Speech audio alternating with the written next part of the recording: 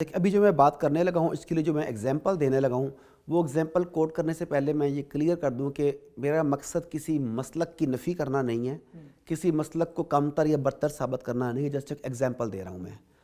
میں قبرستان میں تھا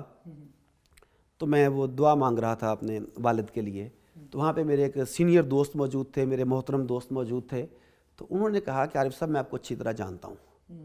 مجھے معلوم ہے کہ آپ صاحب قبر سے کچھ نہیں مانگ رہے، آپ اللہ سے ان کی مغفرت کی دعائی مانگ رہے ہیں، لیکن آپ ایک پاپولر فگر ہیں، ایک پبلک فگر ہیں، لوگ آپ کو جانتے ہیں۔ اگر کچھ آدمی دور سے آپ کو دیکھ رہے ہیں قبر کے سامنے ہاتھ اٹھا کے دعا مانگتے ہوئے، تو انہیں یہ نہیں پتا کہ آپ قبر میں موجود مردے کی مغفرت کی دعا مانگ رہے ہیں یا مردے سے کچھ مانگ رہے ہیں۔ آپ جیسے بندے کو احتیاط کرنی چاہیے۔ اگر آپ دل میں بھی دعا مانگیں گے تو وہ دعا تو اللہ تعالیٰ سن رہا ہے، تو اس طرح کے مواقع پہ آپ کے لیے احتیاط بنتی ہے۔ مجھے اس کی بات سمجھ آ گئی کہ واقعی کہ 100 بندہ وہاں کھڑا ہے، تو انہیں کیا پتا کہ میں